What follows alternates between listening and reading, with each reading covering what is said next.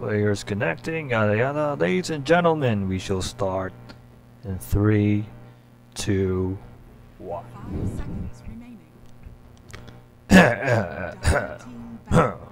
Sorry, not 3, 2, 1. Now? Or not? Okay, let's just start anyway. Hello everyone, and this is Kenzie Wonderdrift broadcasting today's Female Dota 2 Southeast Asian League Season 5 action. We have Pacific Pink versus Venko Fitore Aphrodite. So let's introduce the two players. For Pacific Pink, we have Sherry, Ula, Jaina, Inma, and Ligaya. For Venko Fitore Aphrodite, we have Maudie, Lychee, Violet, Jessie, and Kathy. So let's go back to, this is game number 2. And game number 1, I wasn't able to cast the game because I'm not supposed to cast that game. I was supposed to cast another game, and it was a 9 PM game between Chat and Fairies. But then Fairies officially declared a disqualification since 2 of their players could not participate in the match because they're gonna be super late.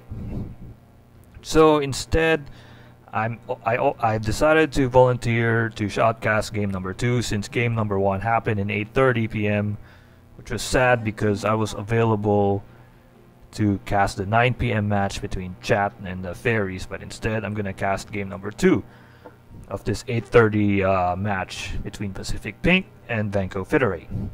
Sad news, and I actually made a lot of preparations for that match, but anyway, it doesn't really matter. After all, I'd certainly look forward to casting any game, anytime, any moment.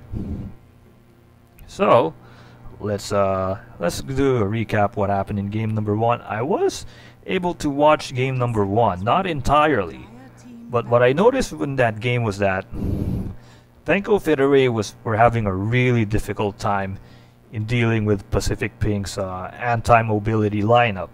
Because if you look at Pacific Pink, they had 2 heroes who could easily pick you off, and that would be the Puck and the Nyx Assassin. Nyx Assassin could slow you down, Puck could catch the entire team with a Dream Coil, and there's no way you could run away from that. Now the fact that they have some additional backup options, which was the Night Stalker, and with the Night Stalker with a sort of move speed advantage, will definitely slow you down. So they have an insurance policy with a Night Stalker, and there's no way you could run away from that. As you can see here, the current changes in the 7.07 update have already been applied because first 3 rounds would be banning. I'm not sure if the 4th round would be a ban phase. And as you can see, there are 6 bans in the game because, you know, before the patch update, it was only 5 bans per team. Now we go for a pick right after the 3 bans. Who shall it be for Venko Fitore? Now let's go back to the game 1 recap, as Venko Fitore has opted for Slardar in their arsenal.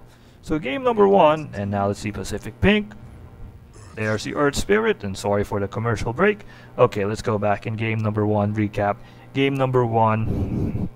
Okay, so Venko Fitore were struggling with the anti-mobility lineup, and that just didn't happen against Pacific Pink. I think it even happened like last week. I forgot who were they against, but they struggled with the Dream Coil of the Puck. I mean, the spacing of Venko Fitore during that match was really awful because all of them got caught by the Dream Coil in that game. And here against Pacific Pink, the same mistakes happened. The spacing was bad. They were constantly caught by the Puck. And now Pacific Pink, knowing that Venko Fitore's biggest weakness is the Puck, have decided to opt for the Puck as their second pick. So Venko Fitore is struggling with the mobility lineup, and because of that anti-mobility lineup, they couldn't sustain themselves in team fight. They're easily getting shredded apart.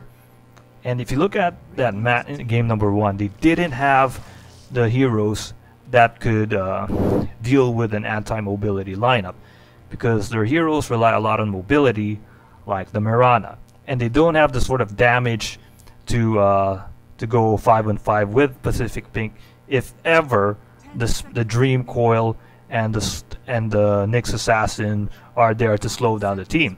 And that's what Venko Fitore is doing right now in game number 2. Look, they opted for the Life Stealer, and with that sort of sustainability, it could be very helpful if ever the entire team gets caught in a Dream Coil situation. That's where the Lifestealer serves as that sort of backup option. So, okay, Dream Coil is set on Venko Fitore. Don't worry, we have the firepower needed, and that's the Lifestealer who could help us if ever the entire team is caught. Because Lifestealer is tough, combine it with the Slardar with the stunning abilities. Okay, so, and then with that sort of momentum in game number 1, Pacific Pink opted for items like the Lincoln Sphere and the BKB, and there's no way for Venko Fitore to execute an initiation play, because they had initiation heroes like the Bat Rider and the Shadow Shaman with a Blink Dagger. They both have Blink Daggers, but because of that Lincoln Sphere, it's ineffective, and Venko Fitore didn't have any other alternatives, and they were just left for dead. So let's see what happens here in game number 2. Will it be the same story, because as you can see, Puck has been deployed, or will Venko Fitore find that perfect solution to their problem, and that's why they opted for the Lifestealer. So 2 heroes set respectively for Pacific Pink. We have the Winter Wyvern, Venko Fitore going for Disruptor. Now let's study the bans for both teams. Surprisingly, Pacific Pink has banned the Lich and the Silencer, and those are 2 heroes that could really bode well with Puck. Because once a Global Silence is set, of course Venko Fitore couldn't use their spells to run away, and so Puck could just Illusory Orb in the middle of the battlefield, cast the Dream Coil, and catch everyone off guard. Lich is also good hero to use, but because once the Chain Frost is set on Venko Fitore, maybe Puck could capitalize on that and then activate the Dream Coil. But Lich could also be a Toin cost as well, because once the Chain Frost is activated first before the Puck's Dream Coil, what would happen would be Venko Fitore would separate themselves so that the Chain Frost would no longer be effective, and that would force Puck to hesitate on using the Dream Coil. So it's understandable why Pacific Pink would ban the Lich, but it's also a defensive measure, because once the Puck activates the Dream Coil and catches everyone from Aphrodite, Aphrodite could get the Lich, and Lich would have the Chain Frost to slow down the entire team and to prevent Pacific Pink to charge in further forward to Venko Fitore. But Pacific Pink has some alternative options as well, and Mirana is indeed well suited with the Puck as well as the Earth Spirit. Don't forget the Starfall damage, combine it with the stuns from the Earth Spirit, and it's gonna pay dividends. Now Venko Fitore banning 2 heroes that would really complement the Puck, which is, as Keeper of the Light gets chosen, which is the Luna and the Faceless Void. Because with the Faceless Void, once that Chronosphere is set, I mean, Puck could just utilize that Chronosphere. I mean, Earth Spirit just... Sorry about that. Sorry, but something was stuck in my mouth and my nose.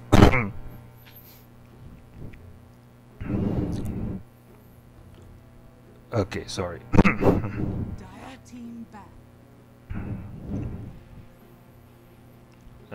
Choking sensation.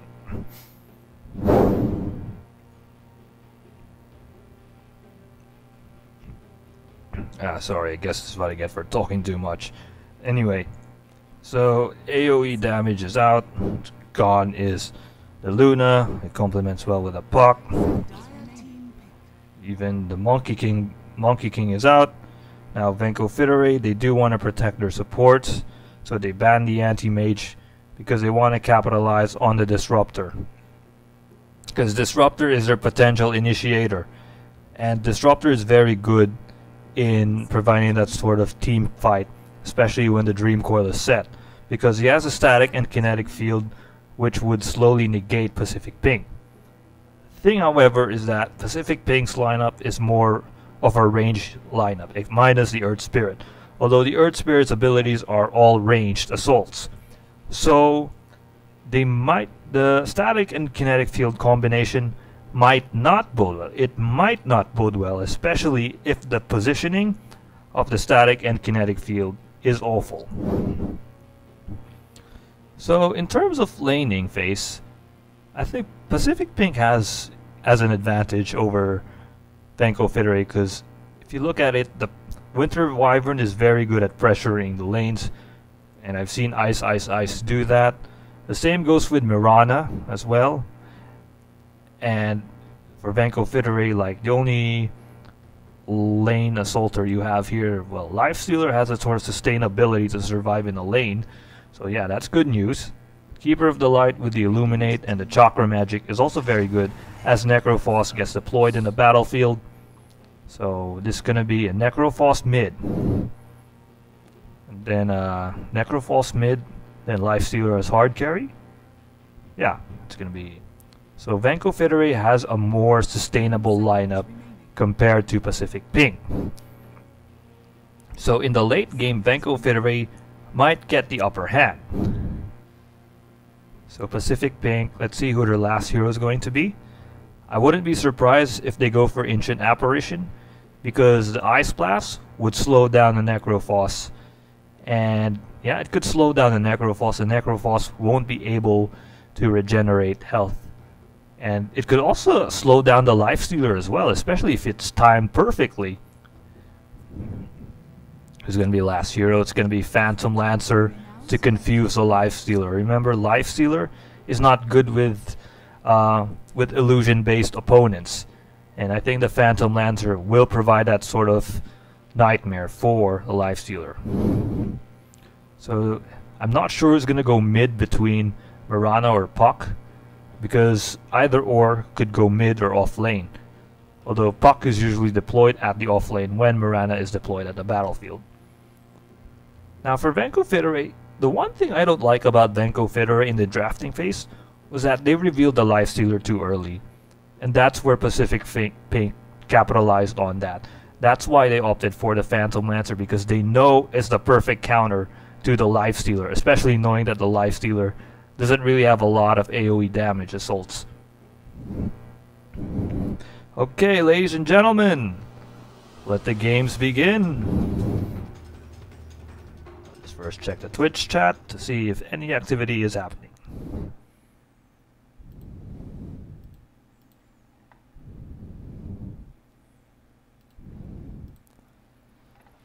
Okay, let's see if last hits in the nice.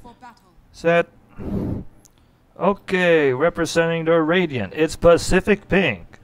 And their lineups, we have Sherry as the Phantom Lancer, Jaina at the Puck, Ligaya as the Earth Spirit, Inma as the Mirana, as Keeper of the Light gets disconnected.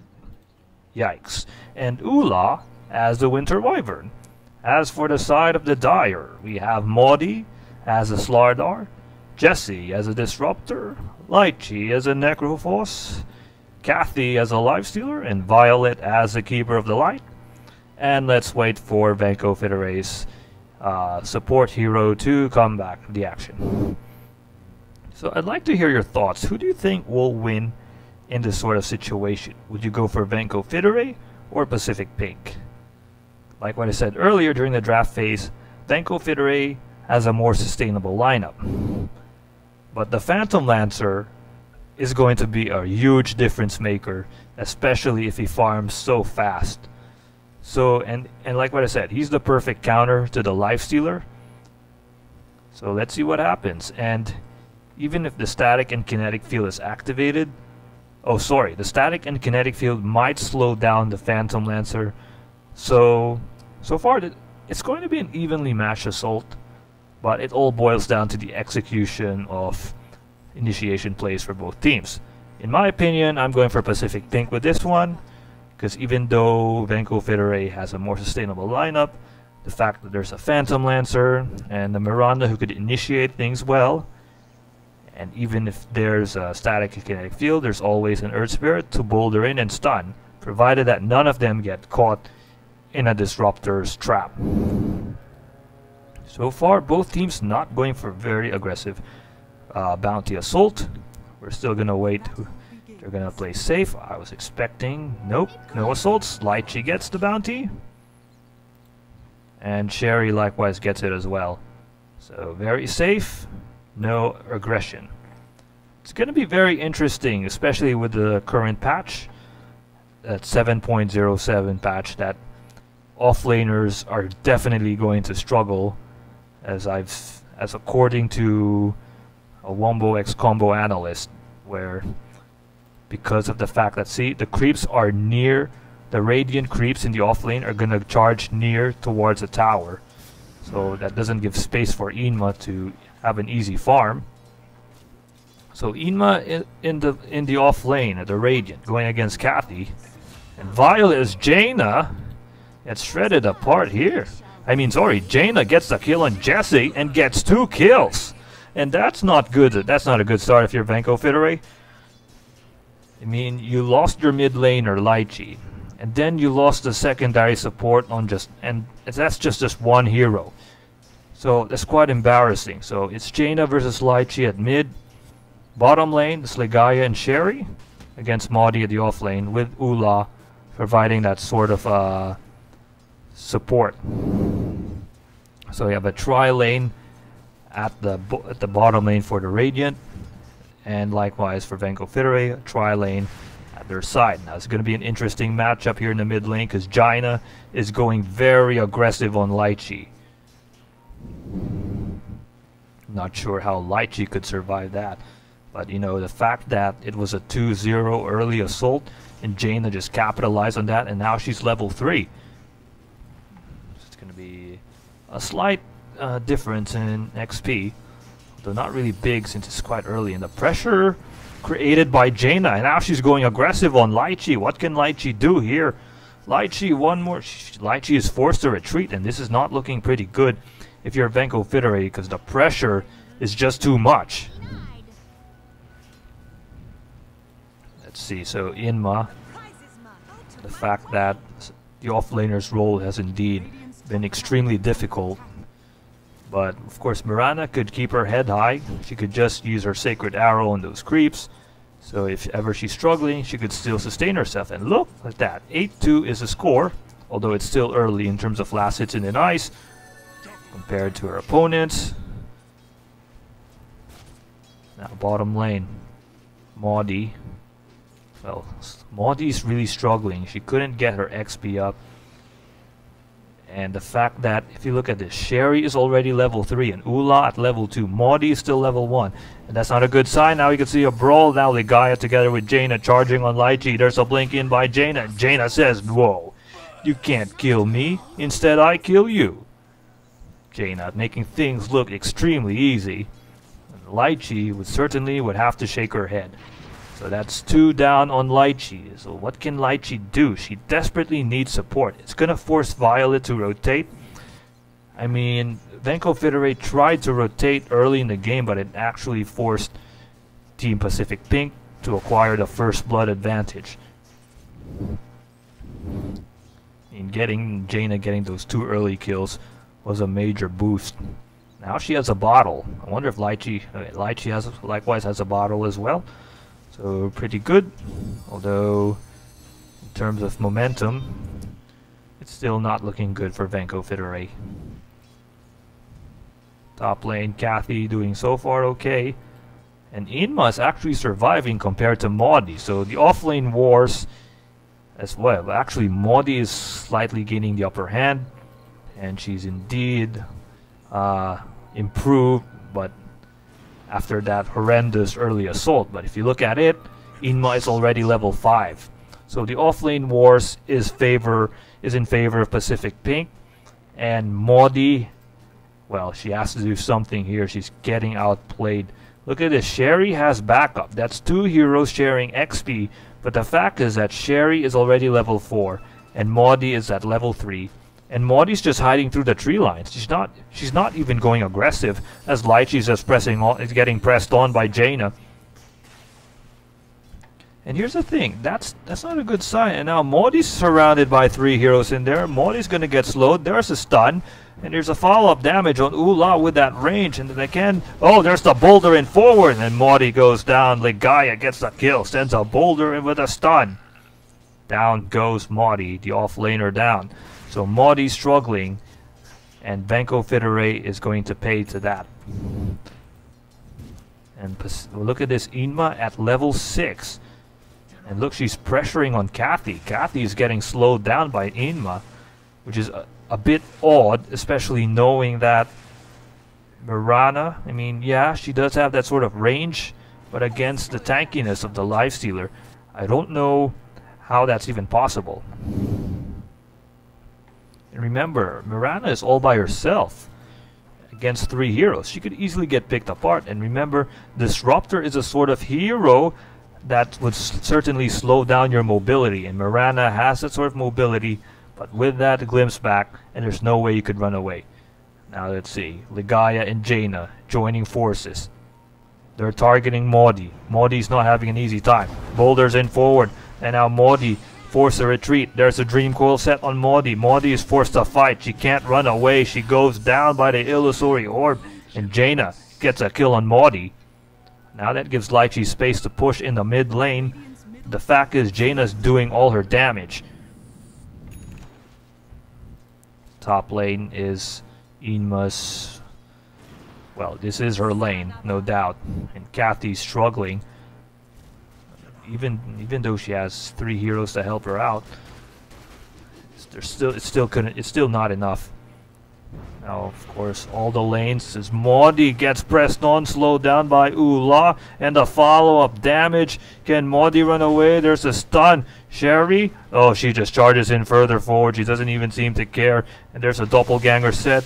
And here comes Jesse coming as a sort of backup. There's a kinetic field. Can Maudie get a kill on Sherry? Yes, and Ula gets a kill on poor Maudie. And of course, Ula protecting Sherry. Now she's gonna block off Jesse in her path. There, she's assaulting Jessie, slowing her down. Now the Keeper of the Light is coming. Here comes Violet. Activates a mana leak.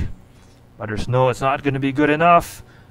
And getting a kill on Maudie is going to be huge. And that's momentum for Pacific Pink. They're going to push the bottom tier 1 tower. Now they catch Jessie. Jessie's caught in the middle of no man's land. Jessie, can you run away? You were slowed down by the boulder. And Ula's snow assaults. Yeah, she can't run away from that. Let's see, Lychee's still struggling in the mid lane. Well, actually, she's not struggling, but the fact that she got killed twice in the mid lane, Jaina still survives and keeps her head above the river. I mean, above the sea, means she's actually doing well. But Maudie already outplayed in the bottom lane, even though Pacific Pink has 3 heroes sharing XP, and that is not really a good sign. And Kathy's struggling in the top lane as well. She can't press on against Inma. And now Jaina, oh, there's a, wow, the invisibility rune at its perfection as Kathy activates her rage to run away, but she can't run away. Jaina gets a kill on Kathy. That's easy for Jaina, and making things look like it's a clinic. Now the guy can boulder on Lychee. Lychee has to be cautious. Now the rotations are doing their job, especially knowing that the early advantage is forcing Venko Fitore to... They're trying to rotate Venko Fitore, but it's not effective. And here's the one thing I like about Pacific Pink. They've dominated the early games in these one-on-one assaults. You have Inma against Kathy and 2 other heroes. You have Sherry having an easy time against Maudie. And then you have Jaina having an easy time against Lychee. What happened is this. With that sort of momentum boost, Pacific Pink capitalized on that. So when they start rotating, it's going to be like a living nightmare. Because if you look at it, there's a level gap between Inma and Kathy. There's a level gap between Sherry and Maudie. And the fact is, if ever the puck rotates around the map, as you can see, the death of Jessie, it's 9-0 is the score, 6k net worth lead, and there's absolutely no way for Venko Fitore to start an assault. And Maudie's just forced to hide in the tower. So going back, look, sort of all lanes have been secured by Pacific Pink, and to add more insult to injury, they rotated around the map to further minimize the impact of Venko Fitore. The strategy is working. I mean, it all boils down in the early game. with how Pacific Pink handled it. It's done with perfection as Lychee gets caught by the middle of the boulder and the slowdown from Ula, and she goes down. And what I like about Pacific Pink is that when they rotate, they don't go for the areas where they'll get easily spotted. I mean, they went for the areas where Venko Fitore would not spot them. Like in this area after pushing the tier 1 tower, that gave them space to provide that sort of vision. So with this ward planted here, and they saw Lychee here, Lychee's not safe. I mean, I'm surprised why Lychee positioned herself here. She should have positioned herself here because, one, it's near the tower. Compared here, it's farther to the tower. So, yeah, Lychee, she didn't, yeah, positioning-wise, she should have been here. Now, Venko Fitore, confused, bamboozled. They're like, okay, what should we do? So, Kathy is forced to farm. But that gives space for Inma. Inma's now level 10, having all that free space in the top lane. 54 to 11. That's unforgivable. Please, if you're Venko Fitore, that's just embarrassing and humiliating. It's 10-0 as a score. And Maudie forced to rotate in the top lane. Now Inma.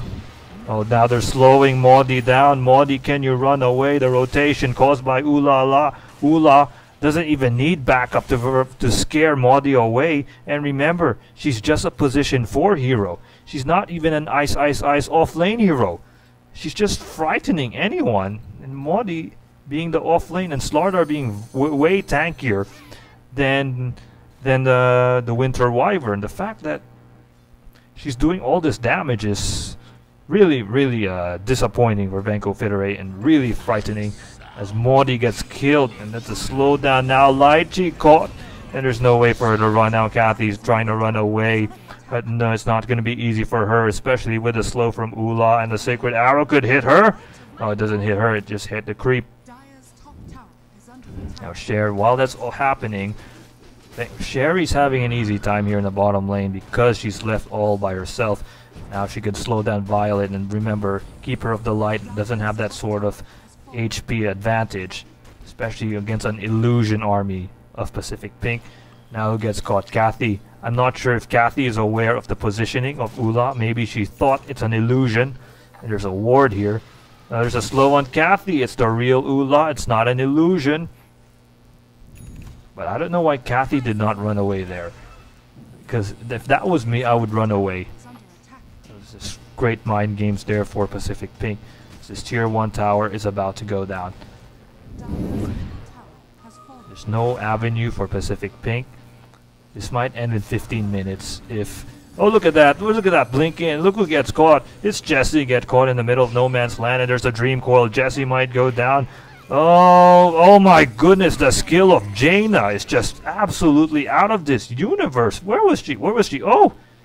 I wasn't even able to track her down. It's a blink dagger. Combine that with the sort of abilities, and now she's invisible. And Maudie's caught in there. What's Maudie doing there? She's not even aware of what's happening. Maudie, please call an ambulance. No, it's too late to call an ambulance. Now Ligaya gets pressed on. No, please, someone stop Jaina. But Ligaya has to sacrifice her life, but who cares?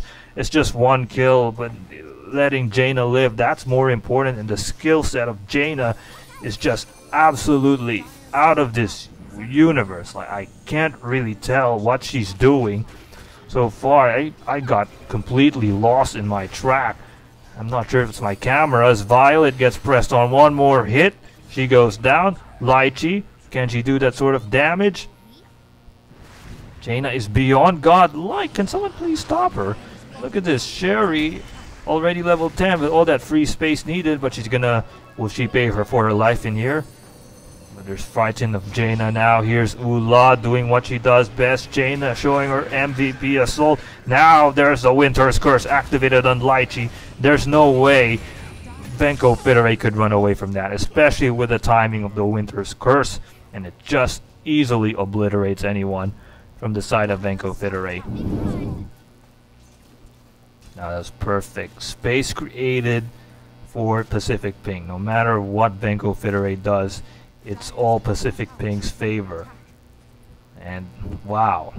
I mean, Venko Fitore tried to rotate, defend these two areas That leaves Inma in the top lane. They try to defend the top lane. That leaves the Phantom Lancer in the bottom lane. And they couldn't split defend because one, they're all underpowered. Slardar, poor items. Life Stealer, its only saving grace is the Hand of Midas. Lychee, same goes with Lychee after getting brutally wrecked apart. Bottle is like her only item against a Blink Dagger from Jaina. Come on, there's no way you could run away from that. So let's see, if you're a Venko Fitore, 15 minutes have passed by and you survive and you don't have the necessary items. Look, I say it's a wraparound. You know, I don't know what they're doing. Look at this. Jane doesn't even seem to care. Where is she? I'm a bit lost. I'll just track her down. Okay, I'm gonna track Jaina down. She's like the perfect hero to track. This is just a Jaina show. Look at this. Oh, come on. What is that, Lychee? What are you doing there? Jesse as well. Come on. Can you just run away? And look at that. There's no way you could run away from that. No, near. I mean, the anti-mobility, that's what's killing them since game number 1. Although here in game number 2, it's not the anti-mobility. It's just the laning phase that provided that win for Pacific Pink. Especially with Jaina doing all that sort of shenanigans to kill anyone from Venko Fitore. And the timing of the Dream Coil combined with the boulder assaults from Ligaya and Ula's damage. Now they're going to push for the tier 3 tower, and they have the firepower needed.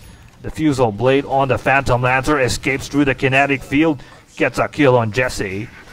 Jesse is like turned into garbage paper. Oh, who gets caught in the Sacred Arrow, and this could be the opportunity is for Pacific Pink. There's a boulder in. Kathy uses the rage to run away, but another boulder hits affecting Lychee, and Modi with that sort of assault. Reaper Scythe activated, but it doesn't get a kill, and Jaina is just charging it further forward. She doesn't even seem to care what's happening around the world. She's just, okay, I'm gonna assault, let's bring on the action, and look at that. Look at that. That is an orchestra conducted by Jaina. Please, someone give her a baton. She has reached an ovatoire, and look at that. Death, death, and more death. She's created all sorts of death sentences that Venko Fitore is forced to sign, and the tier 3 tower is about to go down. It does go down. Now they're going to go for the racks. Easy money, easy Bugatti, as according to Mineski TV, that's easy Bugatti. They're going to destroy the racks and the range racks as well. Next on the target sites. Now, yeah, this is a wraparound. Even the creeps are doing the job in the top lane. Oh, what at this Jaina? Jaina's just playing around, dilly-dallying, dilly-dong, dilly-dee with a Dream Coil set. He's going to attack Violet. Someone please stop her. Someone please stop her. And here comes the reinforcements to provide that sort of insult to injury and additional damage. Oh my, whoa, oh god, I'm speechless. I'm speechless, please, come on. Inma, yes, that's great, and you're going to die anyway, but who cares? You got the objectives anyway. You get the kills. And look at this. Jaina's just like providing that sort of bait. Oh dear, please. I thought she's gonna get that courier. Baby Pudge. Now tier 3 tower up for grabs. Easy food for Team Pacific Pink. Okay, 32-2 is the score. Just look at the score line. 26k net worth. 32-2 is a score. Last Citizen Ice, all Pacific Pink. Net worth, let's see. It is absolutely all Pacific Pink. I don't know what can Venko Fitore do here. The laning phase was poor. There's nothing else they could do from that. Tier 3 tower assaulted. Violet trying to defend. Not gonna do anything. Okay, here's Venko Fitore going aggressive. Will they go for their signature skill, aka the Infest Bomb?